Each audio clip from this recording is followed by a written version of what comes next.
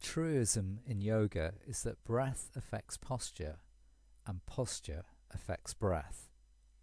It's impossible to express your breath fully if your posture is hunched or your shoulders tight and rolled forward. Both of these characteristics prevent the muscles of respiration from working properly and restrict the amount of space that can be created for the breath in the thorax.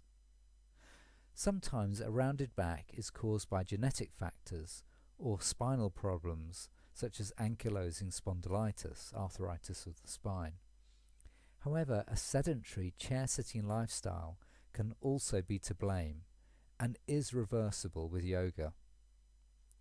Shoulder tightness may have a number of causes, including injury.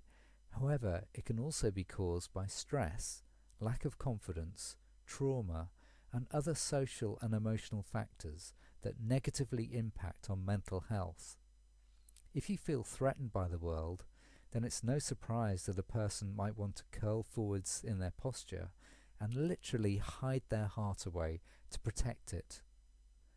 Again, an appropriate, non-competitive yoga practice can support people who are addressing underlying social and emotional issues and give them the safe space and awareness to self-care and self-heal through a holistic practice.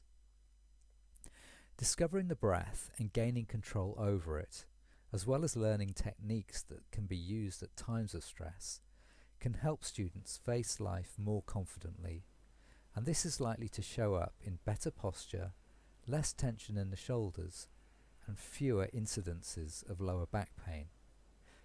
The two-way link between breath and posture means that the yoga teacher is always deploying twin strategies.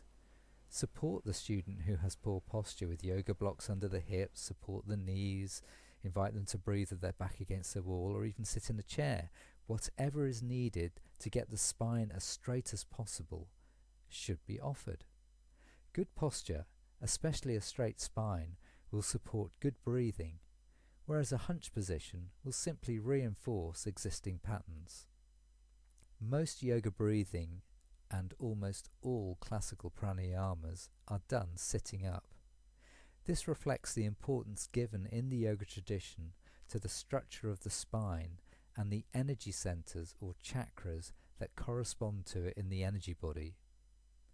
The idea of drawing Kundalini energy up the spinal channel is usually taught in the context of an erect, upright physical spine, rather than lying down.